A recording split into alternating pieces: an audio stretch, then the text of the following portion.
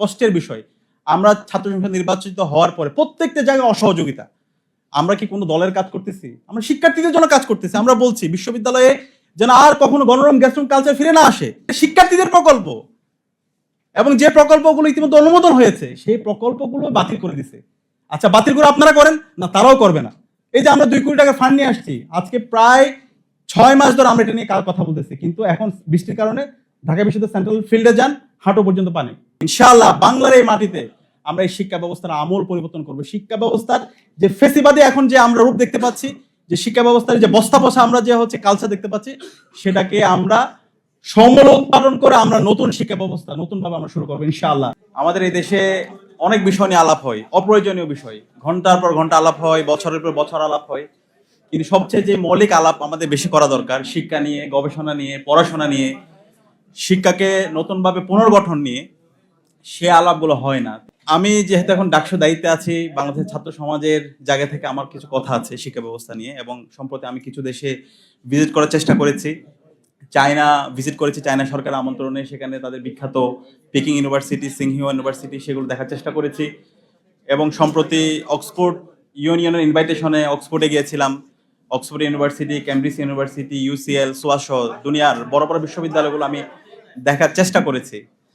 তো সারা বিশ্বের যতগুলো বিশ্ববিদ্যালয় আছে এবং যে সরকারগুলো আছে, তারা সবসময় তাদের নেশনকে অনন্য উচ্চতা নেওয়া যাওয়ার জন্য তাদের সবচেয়ে বেশি ফোকাস করে থাকে তাদের শিক্ষা ব্যবস্থার উপর, এবং শিক্ষা ব্যবস্থায় তাদের সবচেয়ে বেশি গুরুত্ব দেওয়া হয়।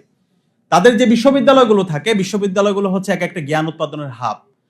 বিশ্ববিদ্যালয়ে সবচেয়ে বেশি বরাদ্দ দেওয়া হয়, বাজেটে দেওয়া হয় গবেষণার মধ্যে।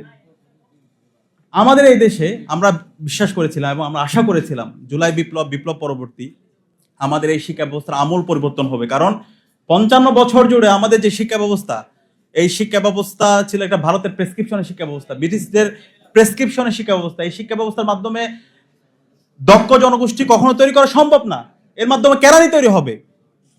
এই শিক্ষা ব্যবস্থার মাধ্যমে বিজ্ঞান, প্রযুক্তি, শিল্প, সাহিত্য, সংস্কৃতির মাধ্যমে আমাদের এই দেশকে আমরা কখনো অনন্য উচ্চতা নিয়ে যেতে পারবো না।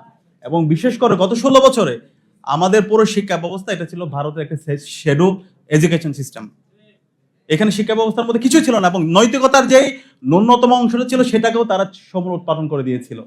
তো বিপ্লবে আমাদের যে প্রত্যাশা ছিল সেই শিক্ষা ব্যবস্থার আমূল পরিবর্তন করে নতুন ভাবে আমাদের শিক্ষা ব্যবস্থাকে ঢেলে সাজানো হবে। এবং সেই জায়গা থেকে আমরা যখন ক্যাম্পাসগুলোতে আমাদের ছাত্র রাজনীতি যখন আমরা পাবলিকলি যখন আমরা কাজ করছিলাম, সেখানে আমরা বারবার বলেছি আমরা এই ক্যাম্পাসগুলোকে এক একটা জ্ঞান উৎপাদনের হাব বানাতে চাই। আমরা যখন নির্বাচিত হয়েছে, নির্বাচন হওয়ার পর আমরা বলেছি ঢাকা বিশ্ববিদ্যালয়কে আমরা একটা পূর্ণাঙ্গ একাডেমিক ইনস্টিটিউট হিসেবে বিনির্মাণ করতে চাই, এবং আমরা বলেছি বারবার আমরা বলেছি আমাদের এই গবেষণা সবচেয়ে বেশি বরাদ্দ দিতে হবে। কিন্তু খুবই দুর্ভাগ্যের বিষয়, বিপ্লব পরবর্তী আজকে নতুন সরকার আসছে, নির্বাচিত সরকার, আমরা আশা করেছিলাম তারা এই বিষয়টা আমলে নিয়ে বিপ্লবের আকাঙ্ক্ষাকে ধারণ করে গবেষণায় সর্বোচ্চ বাজেট দিবে। কিন্তু খুবই দুর্ভাগ্যের বিষয়, এটা জাতির জন্য একটা লজ্জার বিষয়, ঢাকা বিশ্ববিদ্যালয়, যে বিশ্ববিদ্যালয়ে বাংলাদেশের সবচেয়ে বড় বিশ্ববিদ্যালয় বলা হয়, সেই বিশ্ববিদ্যালয়ে এবারের বাজেটে 1033 কোটি টাকা বরাদ্দ দেওয়া হয়েছে। এই বরাদ্দের মধ্যে একটা পয়সাও গবেষণার জন্য বরাদ্দ দেওয়া হয় নাই। পুরো জাতির জন্য লজ্জা। তাহলে একটা বিশ্ববিদ্যালয় যদি গবেষণার জন্য একটা পয়সা যদি বরাদ্দ না থাকে, তাহলে বিশ্ববিদ্যালয়ের কাজ কি? আমাদের কাছে মনে হইতেছে এখন বিশ্ববিদ্যালয়ের কাজ হচ্ছে শুধু রাজনীতি করা, ওই যে নেতার পিছনে, প্রাইম মিনিস্টারের পিছনে দৌড়াদৌড়ি করা, ঠিক আছে? এবং শিক্ষক রাজনীতি, যেটা আমরা ফেসিবাদে আমরা দেখতে পাইছি। সেই আম ও শারমিন সিদ্দিকী নামে একজন ছিল, তার সময়ে প্রায় 1000-এর অধিক বিশ্ববিদ্যালয়ের শিক্ষক নিয়োগ দিয়ে পুরো বিশ্ববিদ্যালয়ে 12টা বাজায় দিছে। আমরা যখন শিক্ষক ক্লাস করতে যাই, অনেক শিক্ষক এমন আছে দেখে দেখে পড়তে পারে না, এবং এমন অনেক শিক্ষক আছে সে 20 বছর আগে, 10 বছর আগে সে একটা স্লাইড বানাইছে, এটা এখনো পড়ায়। হঠাৎ করে ইলেকট্রিসিটি চলে গেলে দেখা যায় আর কিছু পড়াইতে পারতেছে না। তাহলে একটা বিশ্ববিদ্যালয়ের যদি অবস্থা হয়, আমি অন্যগুলো বললাম না, তাহলে এইভাবে তো হইতে পারে না, এইভাবে তো একটা জাতি অনন্য উচ্চতায় যেতে পারে না। তো সেই জায়গা থেকে আমরা এবার সিনেট অধিবেশনে, যে বাজেট অধিবেশন ছিল, সেখানে আমরা সেটার প্রতিবাদ জানিয়েছি। এবং একই সাথে তখন বলা হচ্ছিল, বিশ্ববিদ্যালয় থেকে বলা হচ্ছিল আমরা বাজেট পাচ্ছি না গবেষণায়, সেখানে আমরা গবেষণা করতে পারছি না, বিভিন্ন ধরনের বক্তব্য। তখন আমরা একটু ঘেটে দেখলাম, আমাদেরকে যখন অধিবেশনে বসলাম, বিশ্ববিদ্যালয় সিনেট অধিবেশনে, তখন এত বড় বড় অনেকগুলো বই দেওয়া হয়েছে। আমরা আগে চেয়েছিলাম, কিন্তু ওই অধিবেশনে যাওয়ার পর দেওয়া হয়েছে যেন আমরা এটা পড়তে না পারি। তো তারপর একটু ঘাটাঘাটি করার চেষ্টা করলাম, যখন দেখলাম ওইখানে 24-25 অর্থ বছরে বিশ্ববিদ্যালয় গবেষণায় তখন বরাদ্দ দেওয়া হয়েছিল প্রায় 2 কোটি টাকা। 2 কোটি টাকা প্লাস বরাদ্দ দেওয়া হয়েছে। ওই 2 কোটি টাকাও তার গবেষণায় বরাদ্দ এটা ব্যয় করতে পারে নাই। ওইখানে প্রায় 6 কোটি টাকার মতো ল্যাপস হয়ে গেছে টাকা। গবেষণার জন্য সরকারের পক্ষ থেকে, ইউজিসির পক্ষ থেকে যে বাজেটটাও আমাদের বিশ্ববিদ্যালয়ে আসে সেটাও তারা ব্যয় করতে পারে না। এবং সে বাজেটে যাদেরকে বরাদ্দ দেওয়া হয় কোনো মেরিটোক্রেসি ভিত্তিতে দেওয়া হয় না, দলীয় বিবেচনায়। ওই ওই ওই দলপন্থী বিভিন্ন রঙের দল আছে আমাদের ক্যাম্পাসগুলোতে। আমরা আশা করেছিলাম এই রঙের দলগুলো বাতিল হবে, কিন্তু এখন আবার সেগুলো চাঙ্গা হয়েছে নতুন ভাবে। তো ওই পন্থী দলকে এবং এই গবেষণার মাধ্যমে আমাদের এই জাতির কোনো উন্নয়ন হচ্ছে না। তো সেই জায়গা থেকে আমরা অনুরোধ করব, বর্তমান সরকার তারা বলেছে এবার মোট জিডিপির 2% তারা শিক্ষায় বরাদ্দ দিয়েছে, কিন্তু এগুলো কিছুই না এবং তারা এটাকে উন্নয়ন করতে চায়, কিন্তু আমরা তাদের কাজে দেখতে চাই। বিশ্ববিদ্যালয়গুলোতে আমরা যখন দেখি এবং অ্যাক্টিভিটিগুলো দেখি আমরা হতাশ হচ্ছি। আমরা সে আগের মতো করে দেখতে পাচ্ছি দলীয় বিবেচনায় শিক্ষকদেরকে নিয়োগ দেওয়া হচ্ছে এবং এটা খুবই মানে কষ্টের বিষয়। আমরা ছাত্র সংসদ নির্বাচিত হওয়ার পরে প্রত্যেকটা জায়গায় অসহযোগিতা। আমরা কি কোনো দলের কাজ করতেছি? আমরা শিক্ষার্থীদের জন্য কাজ করতেছি। আমরা বলছি বিশ্ববিদ্যালয়ে যেন আর কখনো গণরম গ্যাস্ট্রুম কালচার ফিরে না আসে। আমার যে ভাইটা কুড়িগ্রাম থেকে আসে, আমার যে ভাই বোনটা সে টেকনাফ থেকে আসতেছে, ঢাকায় তার কেউ নাই থাকার জন্য, আমরা চাই তাদের জন্য একটা সুন্দর একটা পড়ার টেবিলের ব্যবস্থা করতে, সুন্দর একটা রুমের ব্যবস্থা করতে, তার যেন কখনো আর গণরম গ্যাস্ট্রুম কালচার ফিরে যেতে না হয়। সেই জন্য 2841 কোটি টাকা একটা প্রকল্প আসছে। এতদিনই সেই প্রকল্পের কাজ দৃশ্যমান হওয়ার কথা, কাজ শুরু হয়ে মোটামুটি 20 থেকে 25% হয়ে যাওয়ার কথা, কিন্তু আপনারা যেন অবাক হবেন এখন পর্যন্ত এই প্রকল্প কাজ শুরু হয় নাই। তারা আবার রিভিউটা পাঠাইছে, আবার রিভিউ করে আবার করবে, এরকম করতে করতে আমাদের আশঙ্কা হচ্ছে এই প্রকল্প কখন ল্যাপস হয়ে যায়, কখন বাতিল হয়ে যায়। এভাবে হইতে পারে না। আমরা বেঁচে থাকতে এই ক্যাম্পাসে আর কখনো গণরম গ্যাস্ট্রুম কালচার ফিরে আসতে সেটা দিব না। এবং আমরা এই অন্তর্বর্তীকালীন সরকারের সময়ে ডাকসুর পক্ষ থেকে আমরা বিভিন্ন প্রজেক্ট নিয়ে এসেছিলাম শিক্ষার্থীদের জন্য। আপনারা জানেন শিক্ষার্থীদের জন্য আমরা আমাদের এই ক্যাম্পাসে মেয়েদের জন্য জিমনেশিয়াম, যেটা কখনো ব্যবস্থা ছিল না সেটা আমরা ব্যবস্থা করেছি। এরপর হচ্ছে শিক্ষার্থীদের জন্য আমরা সেন্ট্রাল ফিল্ডে, যেটা কখনো সংস্কার হয় নাই, সেটার জন্য আমরা 2 কোটি টাকার একটা ফান্ড নিয়ে এসে বিশ্ববিদ্যালয়ের কাছে গেছি, সেটা তারা করে নাই। ঢাকা বিশ্ববিদ্যালয়ে কেন্দ্রীয় মসজিদ 65 বছরে সেটা সংস্কার হয় নাই, সেটা আমরা সংস্কার করেছি এবং সেটার আরো অধিকতর উন্নয়নের জন্য আমরা সেটার জন্য কাজ করছি। ক্যাম্পাসের সামগ্রিক নিরাপত্তার জন্য প্রত্যেকটা জায়গায় সিকিউরিটি গার্ড স্থাপন করার জন্য আমরা ফান্ড নিয়ে এসেছি।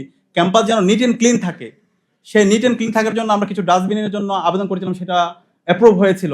পাশাপাশি ইনফ্রাস্ট্রাকচারাল ডেভেলপমেন্টের জন্য কিছু ভবনের ডেভেলপমেন্ট করা, রাস্তাঘাটের উন্নয়নের জন্য আমরা কিছু ফান্ড নিয়ে এসেছিলাম। যে পুকুরগুলো আছে ক্যাম্পাসের পরিবেশগত, সেই পরিবেশ সুরক্ষার জন্য সেই পুকুরগুলো সংস্কার করা, লাইটিং করা, সেটার জন্য আমরা কিছু প্রজেক্ট নিয়ে এসেছি। কম্পিউটার ল্যাব স্থাপন প্রত্যেকটা হলে যেন শিক্ষার্থীরা, বর্তমান যুগটা হচ্ছে টেকনোলজির যুগ, শিক্ষার্থীরা যেন বিভিন্ন প্রযুক্তির মাধ্যমে নিজেদেরকে উৎকর্ষ সাধন করতে পারে, নিজেদের সফট স্কিল ডেভেলপমেন্ট করতে পারে, সেরকম কিছু ফান্ড নিয়ে এসেছিলাম। কিন্তু দুর্ভাগ্যের বিষয় নতুন সরকার আসার পরে সবগুলো প্রজেক্টগুলো তারা বাতিল করে দিচ্ছে। বা এটা কি শিবিরের বা মানে হচ্ছে প্রকল্প, নাকি এটা জামাতের প্রকল্প, নাকি এটা শিক্ষার্থীদের প্রকল্প?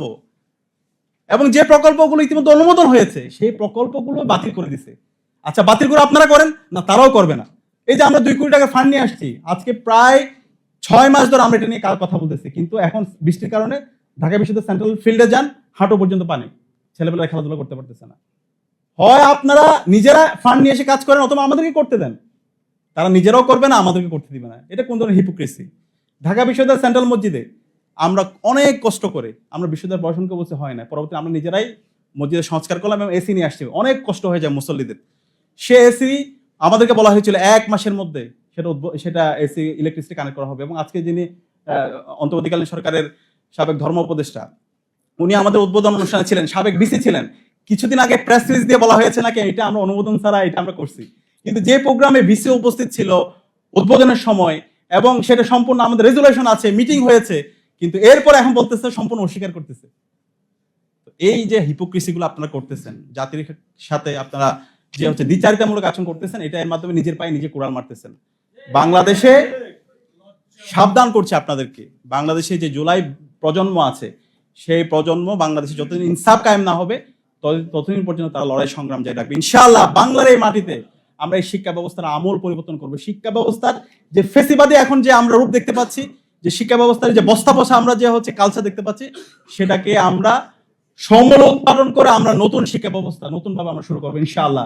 বাংলাদেশে যেদিন জনতার সরকার প্রতিষ্ঠা হবে, যেদিন ইনসাফ বিজয় হবে, ইনশাআল্লাহ আমাদের এই শিক্ষা ব্যবস্থার আমরা আমূল পরিবর্তন করে আমাদের এই বাংলাদেশকে একটা অনন্য উচ্চতা আমরা নিয়ে যাবো ইনশাআল্লাহ। আসসালামু আলাইকুম।